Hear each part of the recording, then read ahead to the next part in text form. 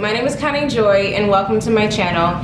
If you're new here, welcome, and if you are not new here, welcome back and thank you for coming back. If you're new to my channel and you have never seen a Liberated Femme video, you are going to want to go back and head over to my playlist, and it is labeled Liberated Femme, and watch all of those videos in order. That way you know exactly where this video falls into place on the timeline. In today's Liberated Femme video, we will be talking about the final foster home that I was in, that I was actually adopted into. And I think I'm going to have this video into two parts. I think this is going to be a part one and then I'll have a part two, just because this foster home that I was in was from the age of 6 all the way to the age of 18. So that's a lot of years to cover when it comes to all the abuse and neglect. So it has to be in two videos.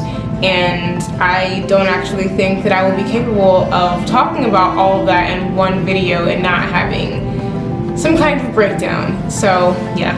As a matter of fact, this video is overdue. It's about 2 weeks late, and that's because I did film it, and when I went back and watched the footage, it was horrible.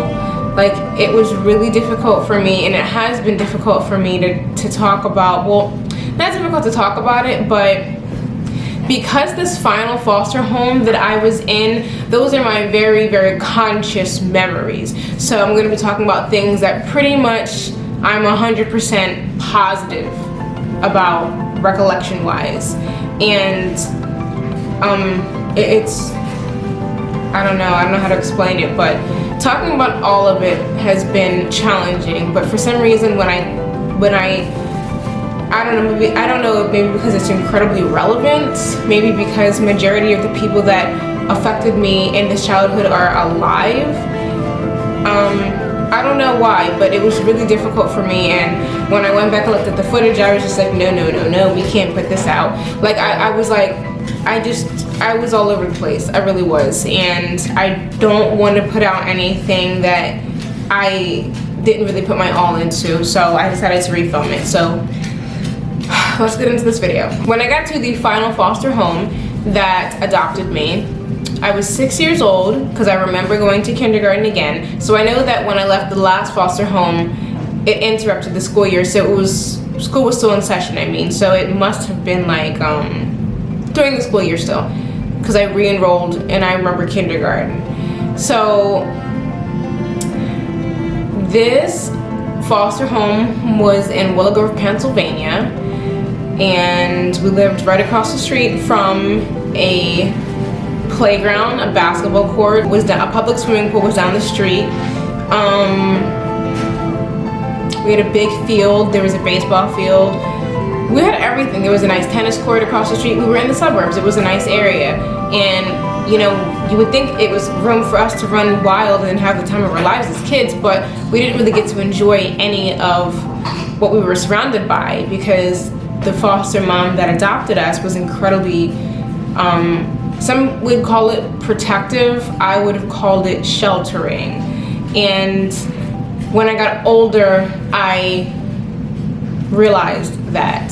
So my foster mom was not married. She was a single mom. She had 2 of her own biological daughters who were grown. They were in their 30s, I want to say, when I was brought into that home.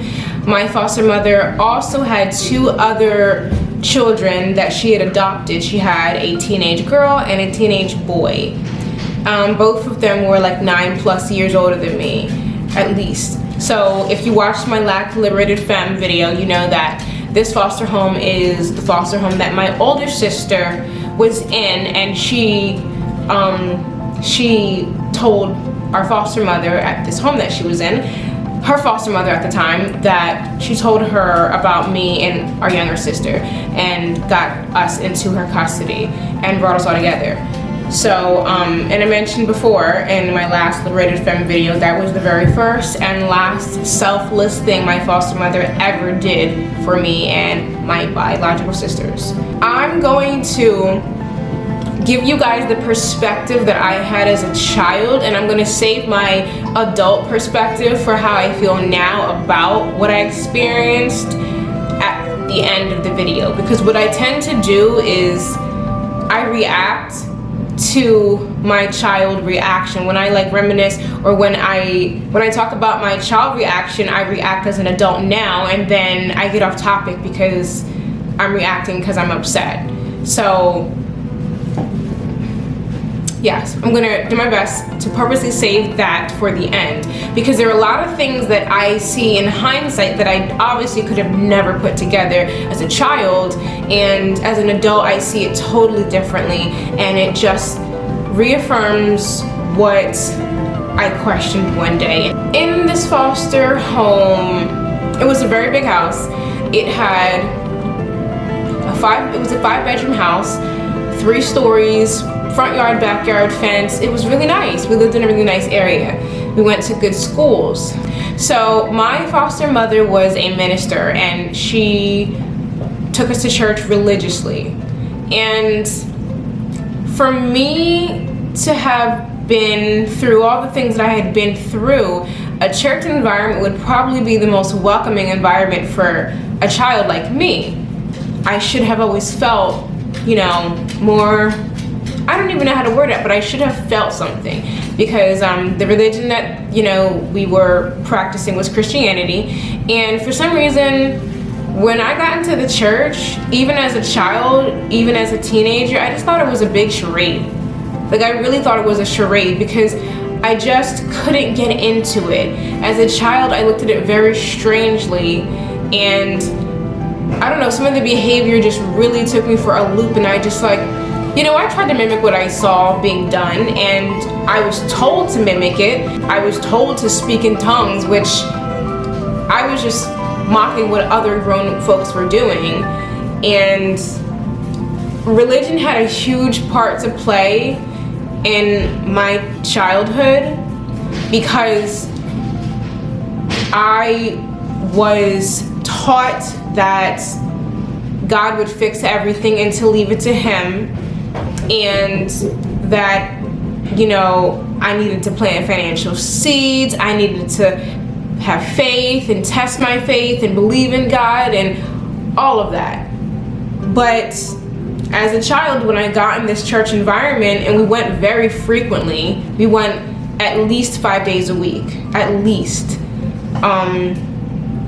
Sometimes if we were lucky, we weren't dragged along, but religion was not something that was really taught to me. It was something that was oppressed upon me. It was, do this because I said so. Religion in this foster home was like the say all be all. It was literally like everything was because the Bible said so. Everything under the sun was to be left to God, pray on it, let God and let go, heal, and if you don't forgive, you won't get your blessing. So my foster mom believed strongly and wholeheartedly that everything that went wrong to me and my sisters was to be handled by God. Now, whether or not this was her being lazy or her actually being delusional and believing that, I don't know. I'm gonna save my adult perspectives on this till the end. I'm just thinking right now about how heinous some of this really was. When me and my little sister first got to the foster home, I remember pretty good memories. I met my very first best friend who lived next door to me, and she was about 4 at the time, and we have been best friends ever since. And she knew everything. She knew everything when I was growing up. She knew everything. I shared everything with her. And I'm not about to cry. But I think, I don't know the answers about why it happened. But I'm grateful that when God made me, He knew that I was going to be going through some crazy shit, and that I was going to need a friend. So He made my best friend for me. And I believe that. And I think that my childhood friends really held me together. They really did, and I don't think they even know that. I don't think they really even know that. Like, they know what I've been through, but I don't think they really know what it was like growing up through it, like it being your life. So yeah. So my foster mom she was very mean. She was very mean, she was very strict, and she sheltered us in an unhealthy way, in a very, very unhealthy way. We were not allowed to leave our porch. We were those kids that were known in the neighborhood to not be allowed off of our porch. All of the neighbors in the neighborhood were mostly church congregations, so they were always watching us, which was creepy. We weren't allowed to do anything, but that was fine because, you know what, we were kids and we grew up in a time where kids really didn't do anything. You know, playing outside, playing in our room, playing with our Barbie dolls. We were those kind of kids. I recall playing with my Barbie dolls until I was at least 16 years old, which I was ashamed of, but I was very childlike. I was very childlike, but I was also very childlike because I was a victim. And it was like, when you are abused, when you're sexually abused at a young age, you become stunted in your development. Like, your social development is stunted and you remain childlike and immature. No matter how old I got, I was very childlike growing up. People thought that I was, you know, that I was airheaded, bubbly, stupid, and it was really just because I was so childlike because of all of the sexual abuse I had gone through. I never grew from it. I didn't ever want to be sexualized by anyone, and my foster mom didn't help with it either. I mean, like, I don't know, our foster mom dressed us like we were little girls for a long time. Like, I remember being a teenager and she still dressed me like I was a little girl. She dressed me to look like a little girl all the time. I always looked like a little girl. Even when I was a teenager, I looked like a little girl all the time. I wasn't allowed to wear pretty much anything. You would have thought we were basically part of the Amish, because she just constantly, like, kept me in this, like, childlike state. So me and my sisters started developing a relationship, and I did take comfort in knowing that they were there, because I felt like, you know, we finally were together, and, like, you know, if this is gonna be our forever, this isn't bad, we're together. So we fought like regular sisters did. We were very close in age. For the most part, we didn't really have individualization at that time. It was just the girls. We were just the three of us. And our foster mother actually always called us the girls. Like, we weren't really acknowledged individually. We were always acknowledged as the girls. Everywhere we went, whether we were at church or with family, we were always acknowledged as the girls. Yeah, over time that became, like, you know, annoying. Everything that went wrong was suddenly the girls. It was one of the girls that did it. In this foster home, we shared a room with my foster sister, with our oldest sister, who was our foster sister. We shared a room with her, and even though we shared a room, we were not really close at all. Like, she was a teenager, we were little girls. She had her own life and her own friends, so we weren't really close. The only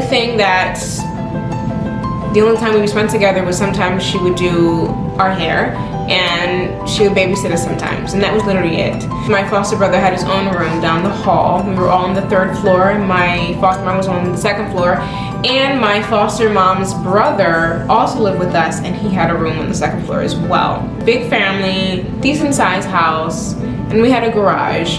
And I remember that my foster mom turned the garage into a playroom for us. In our playroom, I remember there being a pool table. I remember there being crates with our toys in it, or bins with our toys in it. And that's about it. I don't really remember too much else being in there. I think there were things in there that were just stored in there. But, you know, we had our play area. It was primarily for us to play in. It was nice. My foster mother was pretty mean.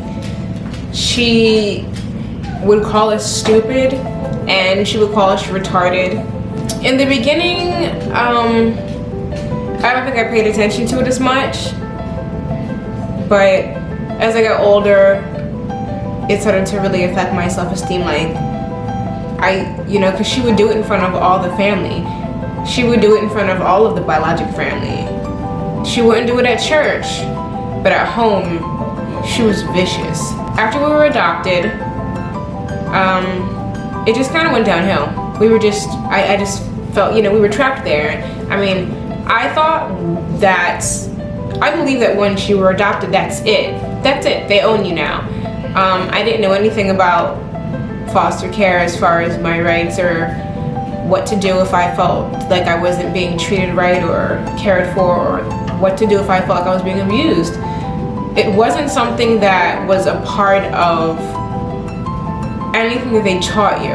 Like, you weren't taught that. So whatever happened where you were was what was happening where you were, and there was nothing that you could actually do about it unless you were smart. But my foster mom only taught us what she wanted us to know. She didn't teach us anything, but what she did teach us was the only thing that she cared for us to be knowledgeable about, which was what happens at home stays at home. Anything and everything that we needed, we were dependent upon her on, and she liked it that way. The less we knew, the more she could control us. And at the time growing up, you don't think that that's strange. You just think that you're a child and this is your caregiver and that's the way that things are supposed to be. But I realized as I got older that I was really behind developmentally and socially because of what was going on. As my foster sister began getting older and, she was a teenager, she began going out more with her friends and working at her job and whatnot. So my foster brother started babysitting us. And that's when the abuse started. So the playroom that my foster mom had for us was where the first incident took place. I can't even remember how it happened that day. I just remember that all I can remember is my foster brother took my hand and put it down his pants. It started out with him making me touch him. And, of course it's wrong. Of course I knew it was wrong, but at the same time, what was I supposed to do? This was a foster home that my older sister found so we could all be together. So honestly, saying anything, doing anything was the furthest thing from my mind. It was the furthest thing from my mind. You gotta remember I was a child. So I wanted to be with my sisters. That's all I cared about, was being with my sisters. So, it was whatever. Which sounds horrible to say, but I normalized it because I had to in order to survive. And I had to make that decision as a child. I had to grow up so much faster. And yet I was still so socially delayed. After the first incident happened, it started happening more frequently. And he would come for me at nighttime. He would come anywhere I was at. He was very, very bold. He must have known how everyone in that house slept. Whether I was sleeping downstairs on the floor, because my foster mother's biological daughters did have children of their own who were technically my nieces and nephews, but because we were so close in age, we just said we were cousins, and they were always over. My foster mother basically raised them. They were always over. So when they would come over, we would sleep all together on the living room floor, or they would be allowed to sleep on the couch, but me and my sisters had to sleep on the floor. So we would sleep on the living room floor with blankets so we could all be together. And I remember being jealous because, we were sleeping on this hard ass floor and you guys are sleeping on the couch with these soft pillows. Like, I remember how much that used to piss me off, but that's the way it goes. That's the way it works. So even when our cousins were over, my foster brother would come for me right in the living room like nothing was, like it just didn't matter. And he would start by tickling my feet. I always remember trying my best to just lay as slow as possible, keep my eyes closed, not like breathe differently or anything like that, to just pretend I was sleeping so he would go away. but he didn't come all the way down all these steps just to go back upstairs empty-handed. He would not stop until he knew, you have to know, I know you're awake. He wanted me to be awake for it. He wanted me to be awake for it. And he would start out with my feet, and then he would go up my legs and up my inner thigh. I hate to say it, like I hate to say like what, I just hate to say it. But if I don't face this like boldly and openly with all its ugliness, I know that I'm gonna know I half-assed it. I know that it's admired to be able to talk about it and to share it with the world already, but people need to see how ugly this is to understand how much we need to change it, how important it is. My foster brother would finger me, and it was always like really painful because I was a little girl. I was nowhere near puberty. I was a little girl, like I wasn't anatomically, prepared for that as a little girl. It was very uncomfortable and very painful. And I would just wait for it to be over. It was that really, really special treatment after that, like from my foster brother. My foster brother, because he was a teenager, and remember, he was always like 9 to 10 years my senior, he knew how to manipulate me and my sisters.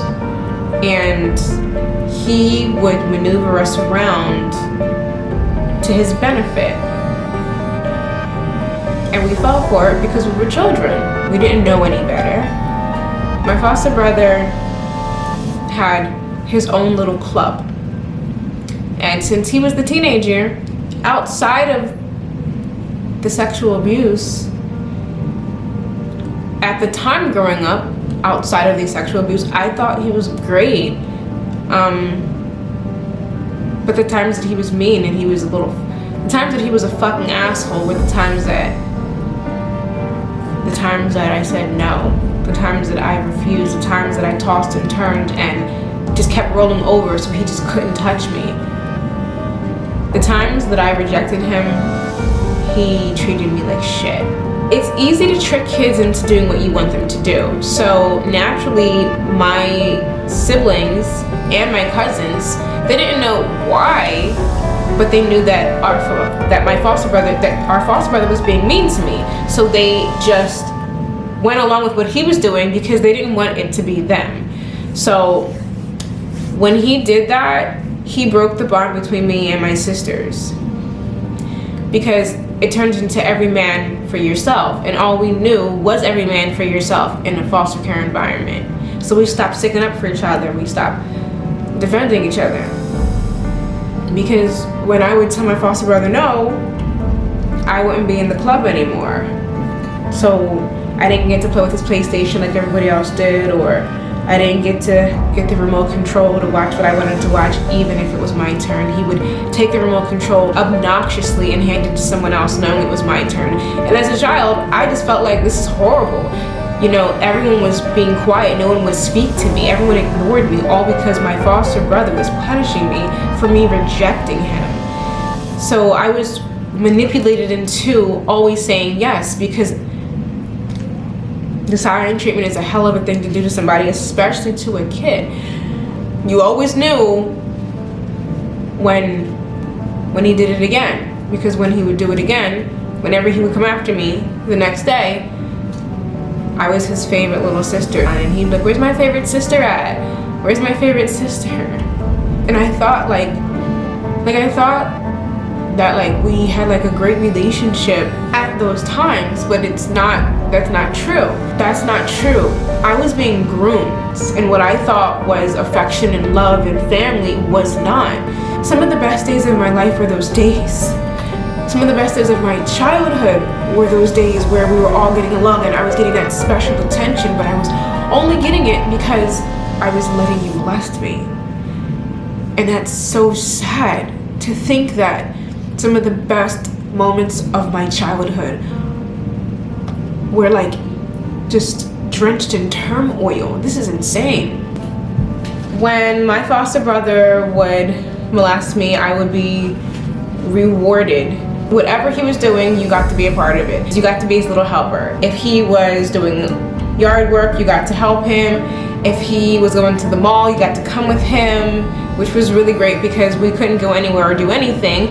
So these little perks were like everything. When you were with my brother, you got to do whatever you wanted because he really got to do whatever he wanted.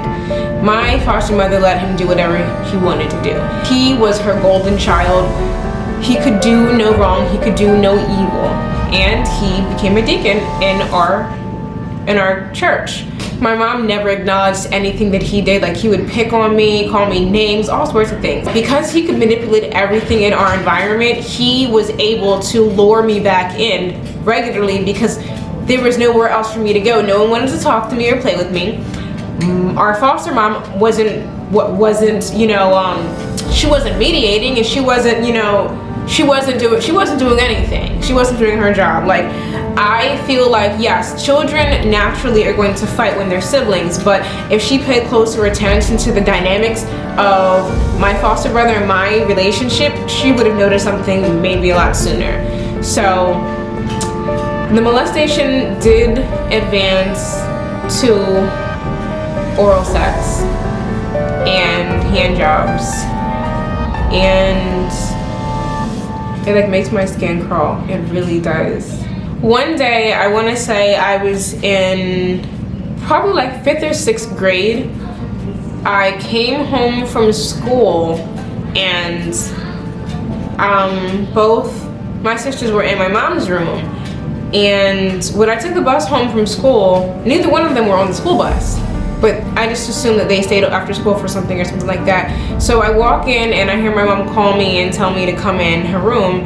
And I walk in and both my sisters have bloodshot eyes and their faces drenched in tears. And I knew at that very moment when I saw their face that I knew what happened. And I knew that they told my mom. My heart started racing. I remember her asking me, did our foster brother touch me? And I just couldn't get any words out after that. I just started hysterically crying because I was so embarrassed. And I wasn't ready to face it. All the while that, she's asking us questions, and she had a tape recorder on her bed. She was recording everything that we were saying. I just kept thinking in my mind, I am in so much trouble. What is he going to do? What's he going to say? See, after you've been a victim of sexual abuse for so long and people don't care, you are so much more hesitant to come out and speak about it or tell anybody that's going on because you're afraid of their reaction. The reaction people most commonly give me or had given me when I told them what was going on was they gaslit me or they became like, they played like the devil's advocate type of thing. Like they would say like, well, why didn't you run? Or why didn't you fight back? Or why didn't you tell someone? And it's because 1, I'm embarrassed, 2, I'm ashamed, 3, I don't know what's going to happen to me. I don't know if it's going to even help me, because in the past it's never helped me before. And the purpose of an abuser punishing you in a way is so you don't tell anybody. That's the whole purpose of it. When they punish you to instill that in you, it just stays stuck in your mind. So that's why it's able to happen again and again and again. Because you have those qualities that predators look for so they can feed off of you. And someone that wants to have this long term is going to do the most to dig their claws into you so they can actually just have you. Because when a predator has you and they can have you for years and years to come, they're getting their fix met. They don't have to go out in society and break the law. They can just do it within the home that they're in. So after that day, I remember my foster brother came home, and this was back when like cell phones weren't even like a big deal. So I remember my foster brother came home and my mom was like screaming and yelling at him, and he went away. And I remember when he went away, I felt like it was like really eerie in the house, because I felt like my foster mom resented, you know, me and my sisters for it, because that was her rising sun. Like, she worshiped the ground he walked on. And, you know, I felt like I was walking on eggshells. It was the first time in my entire life where someone that had sexually abused me had been punished for it. After that, we weren't seen by a physician. The police were not involved. We did not get therapy through the church or through an actual therapist. Nothing happened. We didn't even talk about it after that. He was just no longer in the home, and we didn't see him at all. So life was okay. My mom was still really mean to us. She was always mean to us. She was just a mean woman. She was very, very mean.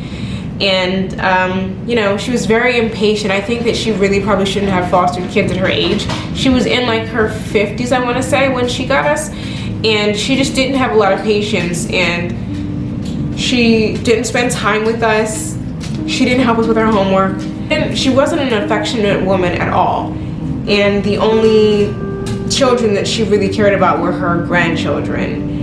And that became more apparent over time as we got older and older, and we saw more of the festivities that the family was involved in, that the children would be praised at those festivities and, you know, doted upon, and gifts were showered, and me and my sisters would just be those girls. We would be ignored. No one would really speak to us. We would just watch all the other children in the family get treated like little princes and princesses, while we were like, you know, legitimately the foster kids.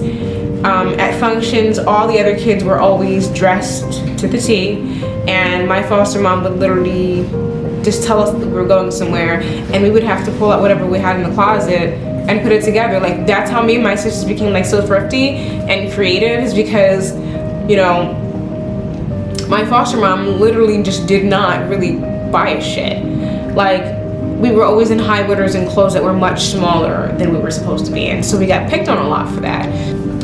I remember it was Christmas, and the front door just opens, and in walked my foster brother.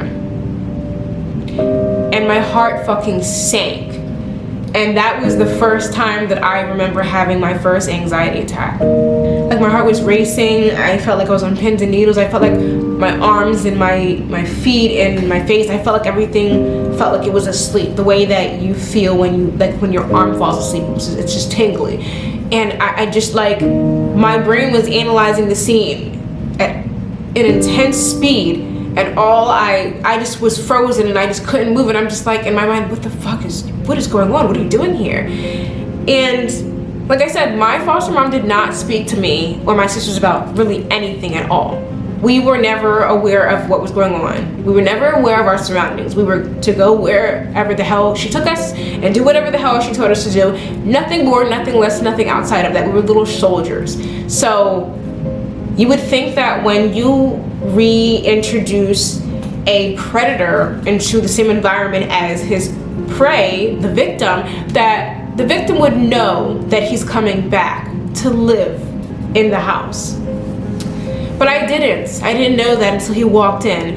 And when he came in, my foster mother pretended nothing had ever happened, and we went about it like nothing had ever happened. The time, I could say, at the age that I was when my foster brother left the home and he came back, I want to say I was probably like, you know, 9 or 10 at that time. So that lets you guys know that from the time that I was 6 to the time that I was, you know, a preteen for this video, I was abused all of those years. I, as a mom, I can't find myself to say that I love my children. However, I knowingly will allow them to be sexually abused, but I love my children. Those two don't make any sense together in conjunction. It's hard for me to, you know, admit this, but, you know, what I thought was love that my foster brother had for me wasn't love. And it really does break my heart. At that time, I was in an environment where the people that chose me didn't love me. and it was just so much better than all the other foster homes I was in, that I believed that I was cared for and loved. My feelings were always hurt. My foster mom was always mean to me. My foster brother was always an asshole to me, unless I was allowing him to molest me. So it was literally like, you know, so basically, from his perspective, he had it all. You know what I mean? When he didn't have me, he was working his way back to getting me back. So it's just sad because in hindsight, I see it now that I was just being used by the entire family, because my foster mom was getting a check for me, and her favorite child was a predator, and opposed to removing from the home completely and having got authorities involved the right way so me and my sisters could be protected, she allowed him back into the home to continue living with us. So at the time, I just thought, this is just the way it is. I'm a child. This is pretty much how it happens. You know what I mean? Like, he was punished, but, you know, now he's back. So, I mean, I guess, you know, the punishment had conditions. I see it now as an adult, and the reality was my foster mother was enabling my foster brother and protecting the public, but sacrificing me. And it all makes sense. Not that you should do something like that, but it makes sense to me now. So, I mean, because as an adult, I don't know why else I would allow a predator around children. That's like taking an alcoholic to a bar and locking him in there with all the alcohol open. Like, make that shit make sense. I really didn't know a lot about my foster mother growing up at all. She didn't talk to me and my sister, so we didn't know anything about her background, so I don't know why she was a bitch. But she was, and I'm not ashamed to say that, and I don't feel like I'm disrespecting her in any way, shape, or form. She really, truly was a bitch.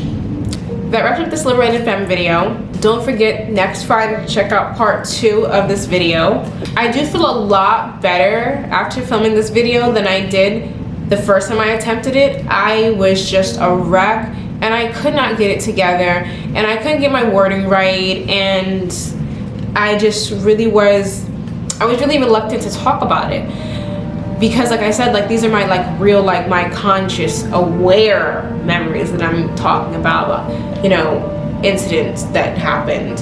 And I know that, like, the second part of the story is going to be absolutely insane, but I'm happy to get it off my chest and get it over with. But like I said, I have to save it for next week so I don't make this video too long, and I'm going to still need time to decompress from this video, because after I edit it and all that and it's out, I'm going to need some time to just take it all back in.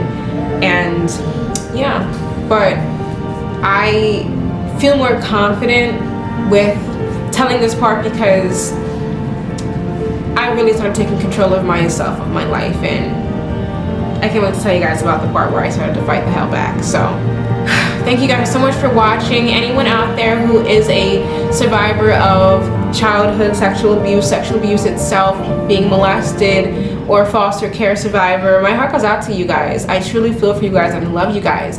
Be strong, and we can all get through this together. We can help each other. We can all heal together. We gotta stick together for this kind of stuff and support one another. So one day at a time. Thank you guys so much for watching. Do not forget to give this video a like, and make sure that you subscribe, hit that notification bell. That way each and every time I upload any content, you can get a notification. Thank you guys so much for watching.